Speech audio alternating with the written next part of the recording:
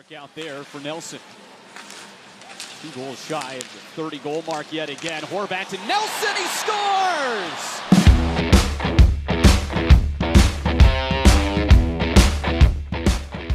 Ladies and gents, hockey fans, Islander fans, Kenny C, not back on the mic because I currently do not have it present with me, so bear with me if the sound quality is not the best, but for good reason, because I am joined by one of my best friends, Robby J, and most of all, he's a diehard Islander fan.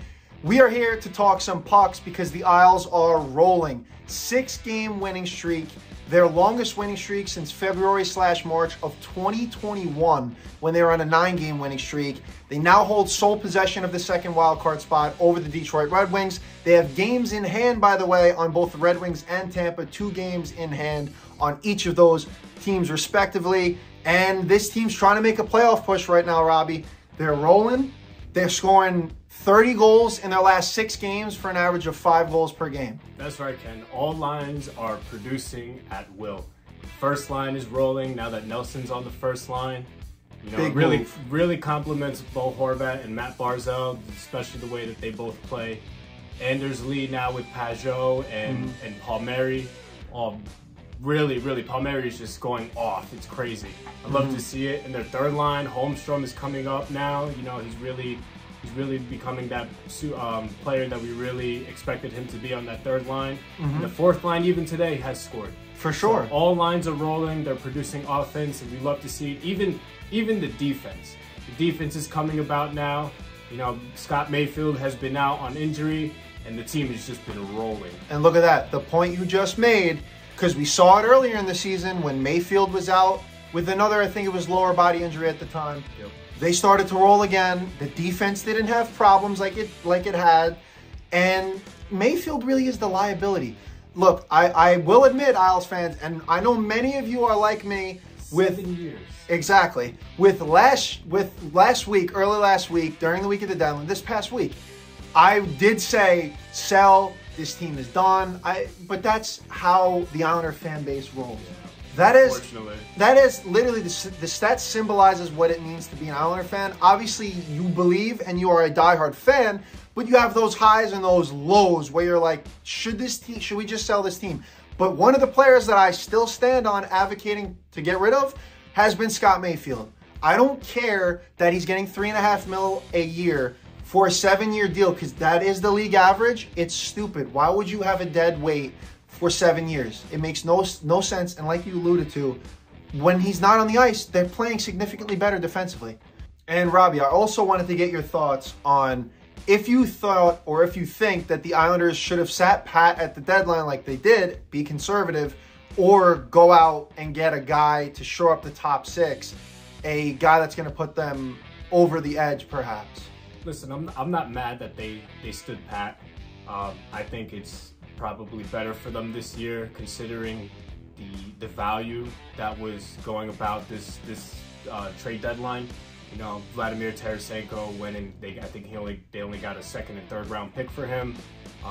Really, there's not much for the Islanders to sell because they only had Wallstrom.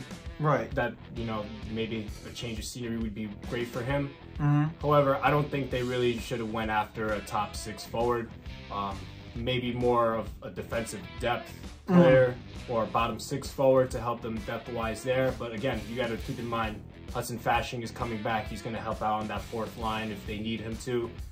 Right now, like it was considered, I guess you could consider it a tough time for them to make a decision if they wanted to make a move, considering that they're on a hot streak right now. What are they? Right. 6-game win streak right now. So I think they did a good job in staying pat now. Maybe if they wanted to get a couple of I shouldn't say first round picks, but a couple of picks maybe for the future for Wallstrom, maybe they could have done that. Maybe they could have got some depth, but I'm not too mad at what they did this season.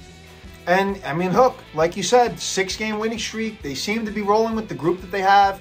Oh, the old Lou Lamoriello statement of, I'm confident with the group we have. Well, right now, it looks to be so because they're on fire. And looking ahead here, it's not going to be easy by any stretch of the imagination. The 3 pivotal games coming up at the back end of the month. The 21st, you got a huge game against the Red Wings.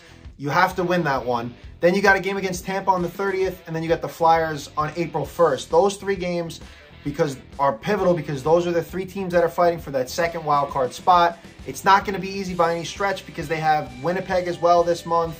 They have the Hurricanes this month. Like I said, Tampa, it's all, and the other 2 teams that they're contending with, it's not going to be easy. Next month, it gets easier, and that's why I say they have to go 8-1 next month, because you got teams like the Blue Jackets, the Devils, the Blackhawks, and then you play the Rangers 3 times. You'd like to think they could steal 1 or 2 out of those. Yeah, absolutely. And, you know, they're winning the games now. So that's what really counts. They're getting themselves in a good win streak here. They're getting the points where they need it. They're getting up in the race.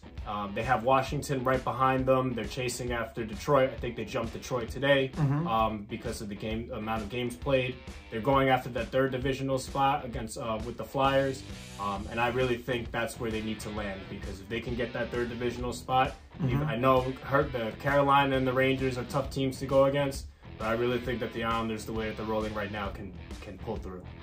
And let's hope, and let's cap it off with this. Hey, Paul Bissonnette, how do you like that for boring hockey? 30 goals in the last 6 games. Folks, Robby J joined me today. Thank you as always, Robby. Thank you for having me, Kenny. And hopefully you'll be on again, and subscribe.